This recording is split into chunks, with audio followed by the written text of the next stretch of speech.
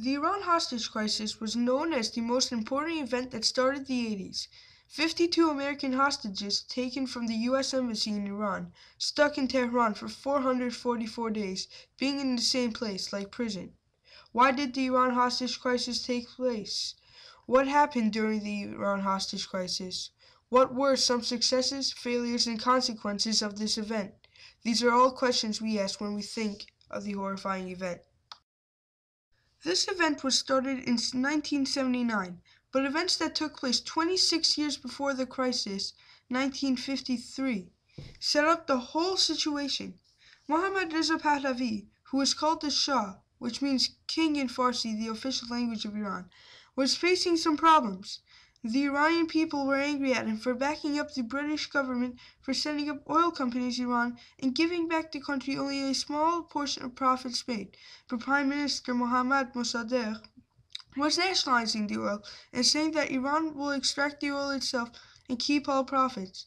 The Iranian people became angry at the Shah, and an Iranian revolution was just beginning. The US CIA performed Operation Ajax, which would unseat Prime Minister Mohammad Mossadegh and give the Shah his power back. It would also have the US give Iran military and economic aid for return of a continuous supply of oil. This pushed the chances of a revolution in Iran for years, but it was a failure for the US, and it will soon cause a crisis that they will regret.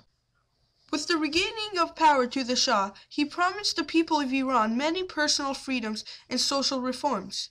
But the Shah did not give his people most of those rights. As time progressed, he was trying to turn Iran into a westernized country.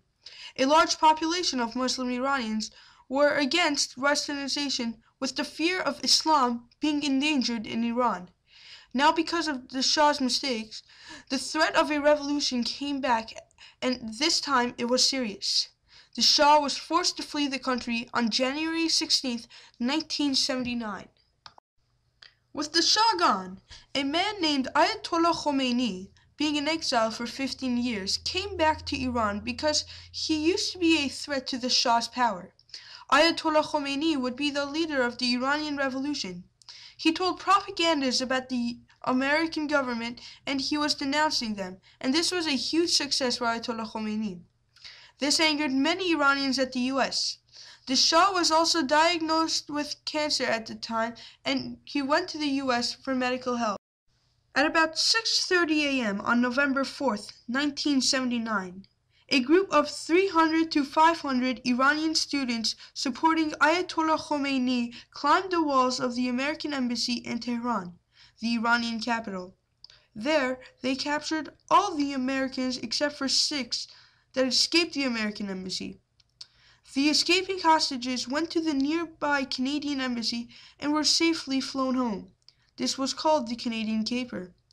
The remaining 66 stayed hostage. There was no real planning, and the students just intended to hold the hostages for a few days or maybe a week, but no more. Later, a group of the new Iranian government instructed the students at the embassy to keep the hostages for propaganda reasons. But only a short period of time after the event started, the students released 13 out of 66 of the hostages, who included the African Americans and the woman, because of segregation against those two groups in American history. And an ill man named Richard Queen was released a few months later. That meant that there was a remaining of 52 hostages. After hearing the bad news, the US did react. Jimmy Carter tried to use diplomatic pressures against Iran, which included cutting off oil imports from Iran, and Iran suffered a loss of $8 billion. And Carter also expelled a large number of Iranians out of the US, but other than that, the US did nothing and just waited at that point. In February of 1980, Iran issued a list of demands to release the hostages. Those demands were the release of the Shah to come back to Iran for trial from the US, an apology for American affairs in 1953, and for the US to stay clear of any future Iranian affairs. But Jimmy Carter declined. Back in America, the people were protesting against the crisis and they wanted Carter to use military power to save the hostages. Jimmy Carter finally issued a rescue mission called Operation Eagle Claw. The operation was planned to take 2 days and needed about 6 RH-53D helicopters and a couple of C-130 cargo aircraft for refueling. Just to be on the safe side, the U.S. sent 8 RH-53D helicopters.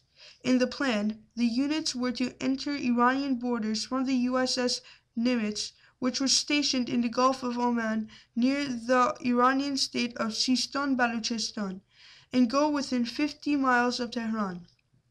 On April 24, 1980, the operation began. During the mission, one of the helicopters had to retreat due to operating problems. When the rest of the unit made it to the stop 50 miles from Tehran, a series of equipment failure was found and a sandstorm reduced visibility on the way to Tehran. Due to those problems, the mission was cancelled and the unit was told to retreat.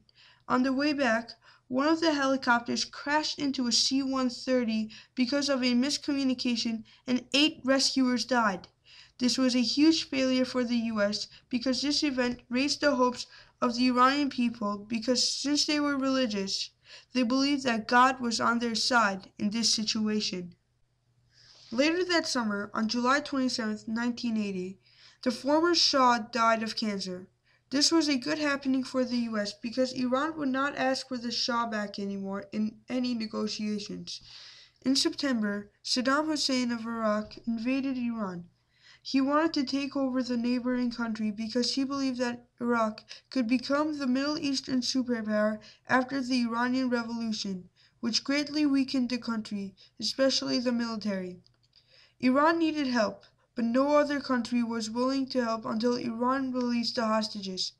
Now that Iran was stuck in such situation, it was desperate to come with a negotiation with the US. Due to the hostage crisis and the fact that the 1-year anniversary of the crisis was on election day, Carter lost the election to Ronald Reagan. There were some final negotiations. William Casey, director of the Reagan campaign, and CIA agents went behind the scenes in Europe with Iranian officials to come up with an agreement. In negotiations, Iran agreed to give back the hostages in return for $8 billion that covered the money Iran lost from the cut of oil trade between Iran and the US. This was a big success for both sides because they got what they wanted. 20 minutes after Ronald Reagan's inauguration on January 20, 1981, the hostages were released after 444 days and flown to Algeria, since Algeria helped in the negotiations of the crisis. Then they were flown to West Germany, where they met with former President Jimmy Carter, and finally flown to the US and their homes. Most of the consequences of the crisis went on Iran's shoulders because they lost international relations with the rest of the world, especially the US, which hurt trade and that finally led to poverty. The war with Iraq also made a huge difference in the country, which started partly because of the crisis. The Iran hostage crisis was a big part of American and Iranian history, and if it never happened, the world would have looked very different.